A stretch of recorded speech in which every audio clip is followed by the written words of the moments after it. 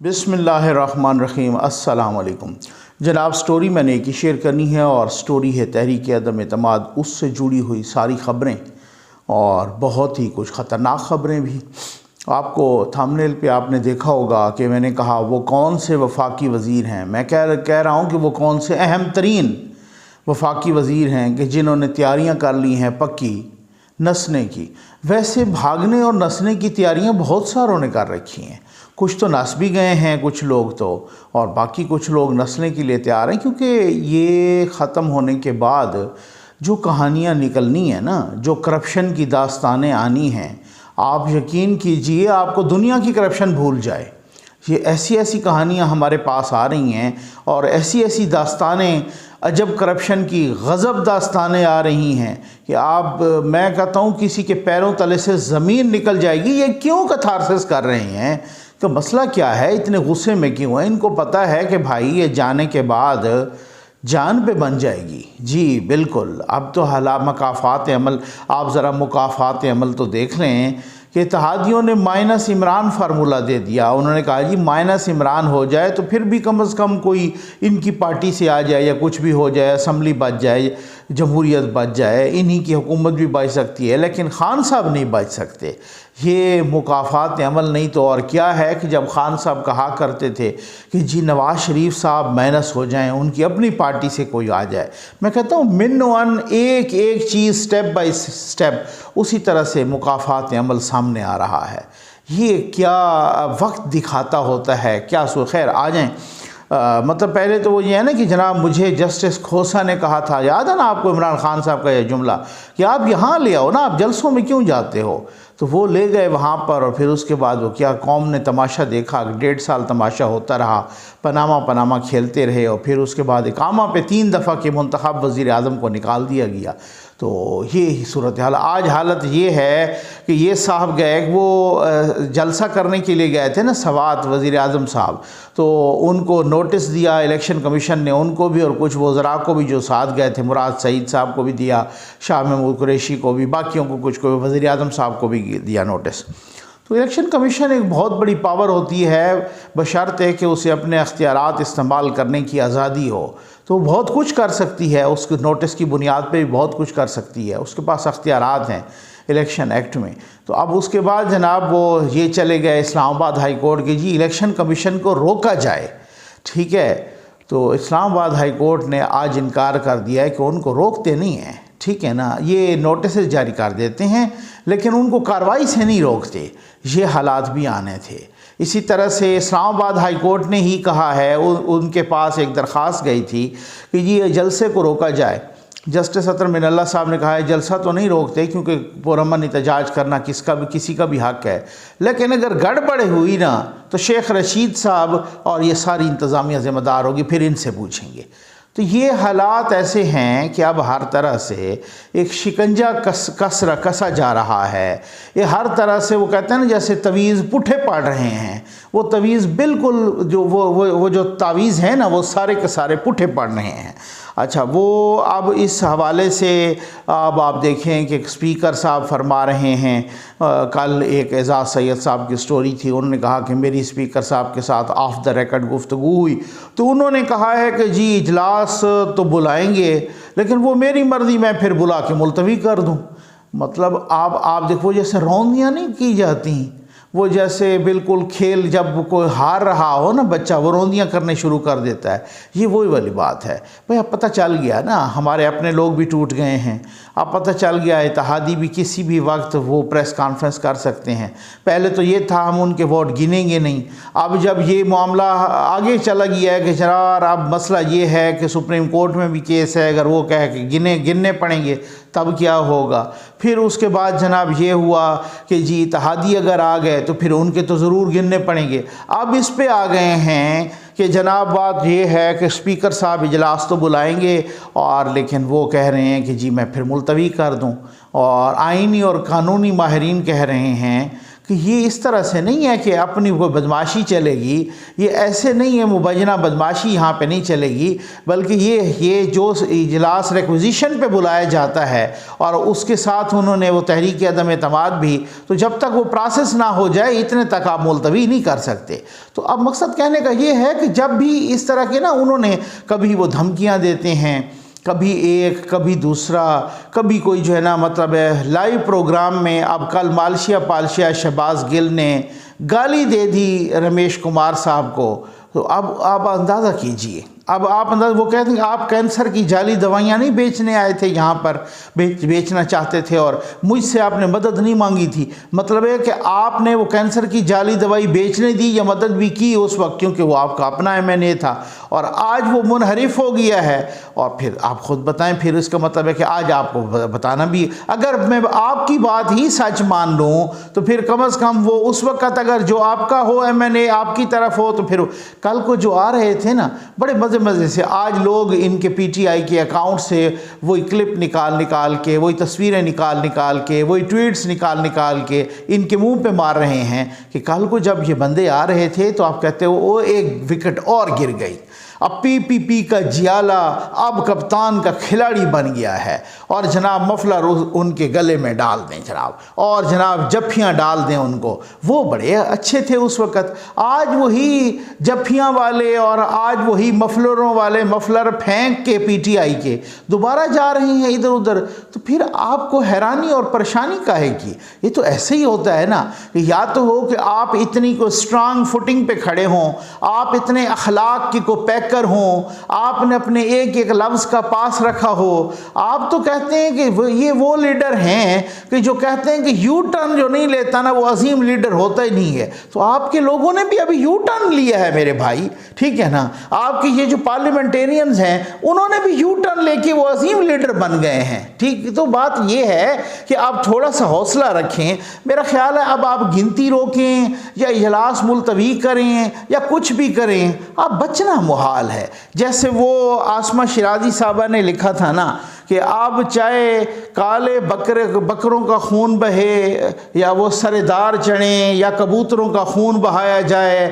یا پتلیوں میں سوئیاں چبوئی جائیں یا اس طریقے سے جو بھی ہونا، تو وہ معیشت بچنے والی نہیں ہے۔ میں وہی کہتا ہوں کہ اب چاہے آپ اسمبلی کے اجلاس ملتوی کریں، چاہے گنتیوں میں ہیرا پھیری کریں، چاہے آپ جلسے کر لیں، چاہے آپ دنگا فساد کر لیں، اب بچنا مشکل ہے۔ اب بہت سارے معاملات ایسے گمبھیر ہو گئے ہیں، اس طریقے سے آپ ہو سکتا ہے کہ 1 مہینہ لے لیں، ہو سکتا ہے آپ 2 مہینے لے لیں، لیکن الٹیمیٹلی اب اس میں پتہ ہی صورتحال میں مسئلہ کیا ہے؟ اس صورتحال میں معیشت مزید تباہ ہو رہی ہے، اس صورتحال میں دکاندار تاجر اپنے اپنے ریٹ روز کے حساب سے، ان کو پتہ ہے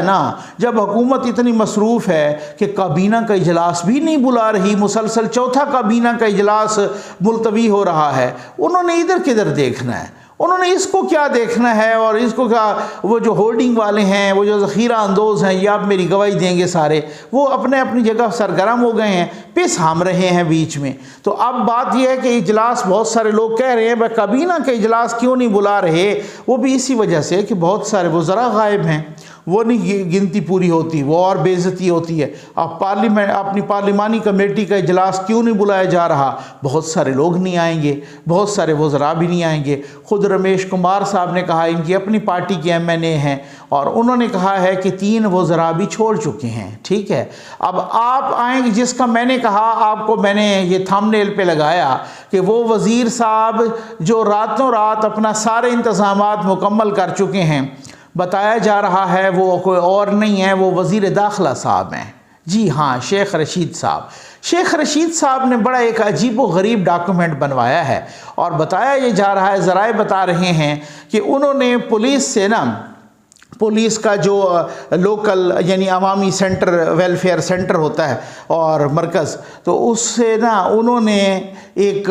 کیریکٹر سرٹیفکیٹ بنائی ہے۔ اب کیریکٹر سرٹیفکیٹ کوئی بچے بناتے ہیں یا بڑے بناتے ہیں یا جو وہ جوان بناتے ہیں، جو ان کو کیریکٹر سرٹیفکیٹ، آپ کو پتہ ہے پہلے اسکولوں میں بنتی تھی، تو اب چونکہ جب سے دہشت گردی وغیرہ یا اس قسم کے، تو کیریکٹر سرٹیفکیٹ تھانوں سے یا انہوں نے پھر یکجا کیا ہوا ہے مختلف شہروں میں کہ اب اسلام آباد میں بھی ایک عوامی ویلفیئر سینٹر یا مرکز ہے پولیس کا، تو وہاں سے بھی وہ کیریکٹر سرٹیفکیٹس بنتے ہیں تاکہ وہ کہیں نہ، اچھا ایک تو یہ ہوتا ہے اس کا پرپس کہ کوئی نوکری کسی نے حاصل کرنی ہو یا نوکری ہو تو وہ ان کا محکمہ پرائیویٹ یا سرکاری وہ کنڈیشن لگاتا ہے ساتھ کہ جی آپ نے جو ہے نا، تو اب شیخ صاحب نے تو کوئی نوکری حاصل کرنی نہیں، جو آلریڈی کی ہوئی ہے اس کے بھی لالے پڑے ہوئے ہیں، وہ بھی جا رہی ہے۔ تو اب شیخ صاحب کا، اور دوسرا اس کا پرپس یہ ہوتا ہے کہ باہر نسنے کا، کہ بہت سارے لوگوں نے، بہت سارے سفارت خانوں نے،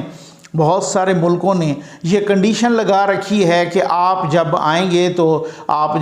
آپ کو اپنی پولیس سے، اپنی انتظامیہ سے، اپنی حکومت سے کیریکٹر سرٹیفکیٹ کہ کہیں ہمارے ہاں دہشت گرد تو نہیں آ رہا، کہیں ہمارے ہاں، کیونکہ وہاں کو مسئلہ کرے تو بعد میں وہی کہتے ہیں کہ وہ اپنے اپنے ملک رسپانسیبل ہوں کہ جی آپ نے اس کو کیریکٹر سرٹیفکیٹ کیسے دے دیا تھا اس بندے کو، تو وہ بڑی ایک جانچ پڑتال کے بعد دیا جاتا ہے۔ تو شیخ صاحب نے بھی کیریکٹر سرٹیفکیٹ حاصل کر لیا ہے۔ اب اللہ ہی خیر کرے کہیں ایسا نہ ہو شیخ صاحب جلسے سے پہلے ہی نس جائیں، یا پھر کوئی ایسا ہی صورتحال ہو گڑبڑ ہونے لگے، تو شیخ صاحب تو وہ ہیں نا کہ جب آپ کو یاد ہے کہ انہوں نے غالباً دبئی چلے گئے تھے نا، اور وہاں جا کر کہ جی میں تو بھاگ گیا تھا جب یہ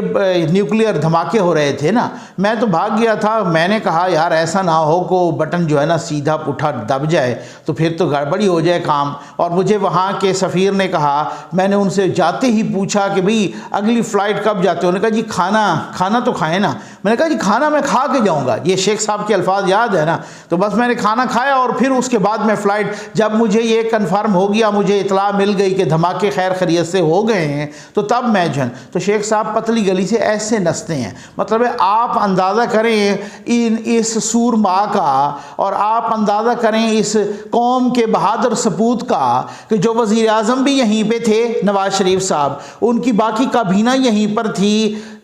سائنسدان یہیں پر تھے، آرمی چیف، تینوں سروسز چیفز بھی یہیں پہ تھے، پوری قوم بھی یہیں پہ تھی، ایٹمی دھماکے ہو رہے تھے اور یہ قوم کے بہادر سپوت پتلی گلی سے نکل کے وہاں بھاگ گئے۔ تو اب آپ اندازہ کیجئے اسی طرح سے یہ بھاگنا چاہ رہے ہیں۔ پٹھے مشورے خان صاحب کو دیں گے، ان کو اڈیالہ ڈلوائیں گے، یا ان کو کہیں مچ جیل ڈلوائیں گے، یا کسی طریقے سے ان کا، خیر منظور وسان صاحب نے تو یہ بھی کہا ہے کہ میں شیخ رشید صاحب کو مچ جیل میں دیکھ رہا ہوں۔ بھائی یہ آپ میری بات لکھ لو کہ جب یہ ٹرانزیشن ہوا نا،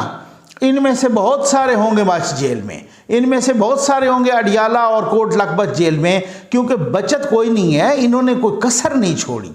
نہ کرپشن میں کوئی کسر چھوڑی ہے، نہ گالیاں دینے میں کسر چھوڑی ہے، نہ زبان چلانے میں کسر چھوڑی ہے۔ اگر کسر چھوڑی ہے تو عوام کو ریلیف دینے میں کسر چھوڑی ہے، وہاں پہ ہر قسم کی کسر چھوڑی ہے، وہاں پہ عوام کو ریلیف دینے میں ایک ٹکے کا کام بھی کوئی نہیں کیا۔ اب یہ کہتے ہیں جناب ہم تو لڑائی کریں، مالشیا پالشیا ایف اے فیل وہ بیٹھے ہیں یوٹیوبر بھی اور سوشل میڈیا پر بھی اور باقی صحافی بھی اس طرح کے مالشیا پالشیا، وہ روز ایک دھمکی لگا دیتے ہیں کہ دیکھیں جی ابھی خان کا وار باقی ہے۔ او بھائی خان نے کیا، اللہ معاف کرے کہ مبینہ طور پہ خود کچھ جیکٹ پہن کے وہیں پہ کوئی پھٹ جانا ہے یا قوم کے سامنے آ کے پھٹ جانا ہے، کیا کرنا ہے خان صاحب؟ وہ روز ہی کوئی تماشا بنا کے اس طریقے سے خان کا وار جاری ہے۔ تو پھر یہ تو سیدھا سیدھا کہو نا کہ جمہوریت، جس طرح سے ایک بات ہے کہ جی اگر آپ میرے خلاف عدم اعتماد پیش کریں گے جو کہ آپ کا آئینی رائٹ ہے، آئینی حقوق آپ کا حق ہے، تو پھر میں دھمکی دوں گا کہ دیکھو جی میں یہاں پہ گورنر راج لگا دوں گا،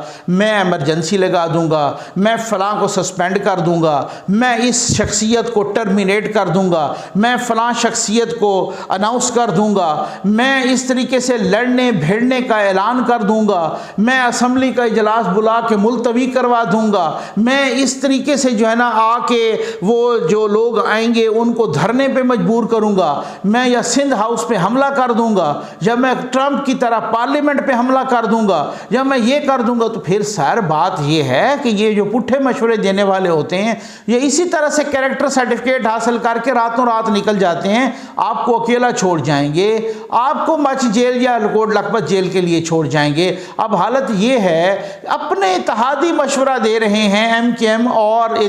کاف لیگ کی طرف سے مشورہ آ گیا ہے کہ اگر کوئی اپنی حکومت بھی بچانی ہے نا، آپ کسی اور کو بنا دو، آپ مائنس ہو جاؤ، آپ استعفیٰ دے دو۔ اور کہا جا رہا ہے کہ یہ آپ دیکھ لیجئے گا 25 مارچ کے بعد جب یہ کانفرنس ختم ہوگی او آئی سی کی، تھی 25 مارچ کے بعد اس استعفے کا اور بھی پریشر بڑھ جانا ہے، اور آپ